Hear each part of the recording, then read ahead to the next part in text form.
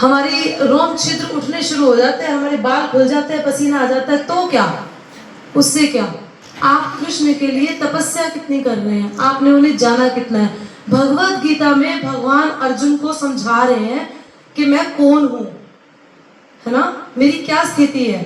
अर्जुन तेरी क्या स्थिति है, ये सब राजा जो खड़े हैं युद्ध क्षेत्र में, इनकी क्या स्थिति है, सब कुछ भगवान ने बताया। बट हम भगवत गीता का क्या करते हैं, लाते हैं, लाल कपड़े में बांधते हैं, उसकी चूमा चाटी करके उसको अलमारियों के ऊपर रख देते हैं, सजा के माथा लगा के, बस। उसके ज्यादा हमें उससे मतलब नहीं होता। लेकिन अगर श्री प्रभुपाद की दी हुई भगवत गीता, जिसमें ट्रांसलेशन है, वर्ड टू वर्ड, पर्पट है, ट्रांसलेशन है, और इतना सुंदर तरीके से प्रभुपाद ने डिस्क्राइब किया, एक एक श्लोक अगर हम पढ़ते हैं, समझते हैं, डेफिनेटली हमारे जीवन में रेवोल्यूशनरी चेंज आएगा, डेफिनेटली।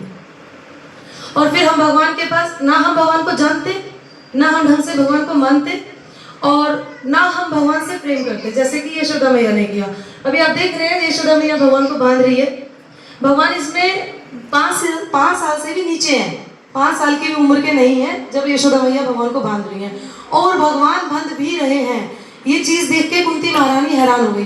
जब ये पास टाइम हुआ था, जब ये पास टाइम चल रहा था, तो कुंती महारानी वृंदावन में थी, और उन्होंने जब ये देखा कि कृष्ण जिनसे सारा संसार डरता है, सारा संसार जिनके ऊपर विराजमान है, मतलब सारा संसार को भगवान ने ओढ़ रखा है, भगवान ने धर रखा है अपने हाथों पे, और उन कृष्ण से, वो कृष्ण भगवान यशोदा मैया से डर रहे हैं। अभी आएगा आपको, जब आप ये दामोदर अष्टक पढ़ेंगे तो उसमें 3rd वर्स आएगा, तब उसमें भगवान डर रहे हैं, भगवान के काजल जो है वो गालों पे आ रहे हैं, भगवान के गले की 3 रेखाएं हैं, वो थर-थर कांप रही हैं, भगवान के पसीना आ रहा है।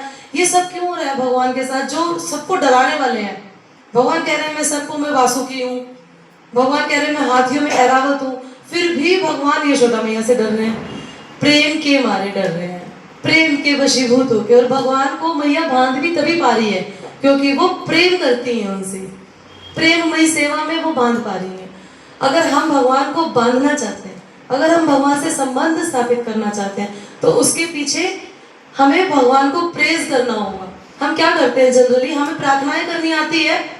आप में से कौन कौन भगवान से प्रार्थनाएं ऐसे करता है कि पहले आए और भगवान को ये बोला कि भगवान आप बहुत सुंदर लग रहे हैं, आप सम्राट है, आप अनंत है, अनादिकाल से है, भगवान आप कुछ भी कर सकते हैं, भगवान आपकी महिमा अपार है। ऐसे पहले भगवान को ग्लोरीफाई करके फिर हम अपनी चीजें मांगते हैं। ऐसा कोई है, कोई है ऐसा यहाँ पे? आप करते हैं। थैंक यू माता जी। This is the right process to do prayers. ये बिल्कुल राइट है कि हम पहले भगवान को प्रेज करते हैं। जनरली भी हम मटेरियल लाइफ से देख ले अपनी सारी चीजें। जब हमें किसी से कुछ चाहिए होता है तो पहले उसको बोलते हैं ना, पाजी तुसी ग्रेट, आप बहुत अच्छे हो, है ना, आपके अंदर ये गुण है, आपके अंदर ये गुण है, अब थोड़ा सा ये चेक साइन कर दीजिए। ऐसा चलता है ना, ऐसा ही चलता है। तो क्यों नहीं भगवान के साथ हम ऐसा करते हैं?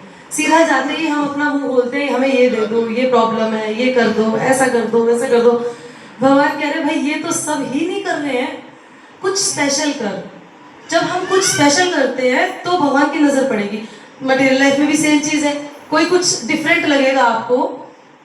मैंने यहाँ पीछे भगवान के चरण बनवाए हुए हैं, लोग मुझे देखते हैं तो मेरा सेंटर ऑफ अट्रैक्शन बन जाता है कि हाँ इसके पीछे टैटू बने हुए हैं तो वो अलग से दिखता है ना। तो ऐसे ही कुछ भी अलग अगर आप करते हैं भगवान की सेवा में, मैं ये नहीं कह रही आप टैटू बनवाएं, मेरा कहने का मतलब है कि अगर आप आके प्रेज करते हैं भगवान की, भगवान को एडमायर करते हैं, भगवान की तारीफ करते हैं, भगवान को अपनी तारीफ सुनना बहुत पसंद है, बहुत पसंद है, तो आप पहले ये करेंगे और फिर उसके बाद अपनी प्रार्थनाओं की जो लिस्ट है आप रख सकते हैं, हम रख सकते हैं।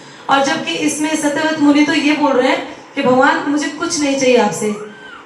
एक श्लोक आता है, it's 6th verse I think, जिसमें बोल रहे हैं कि मुझे आपसे कुछ नहीं चाहिए, मुझे देवताओं का लोक नहीं चाहिए, मुझे आपका धाम भी नहीं चाहिए, मुझे कुछ नहीं चाहिए, मुझे तीनों लोगों का सुख भी नहीं चाहिए। मुझे क्या चाहिए? सिर्फ आपका ये बाल गोपाल रूप जो है वो मेरे हृदय में बैठा रहे, बस उसको मैं बार बार देखता रहूं, वो रूप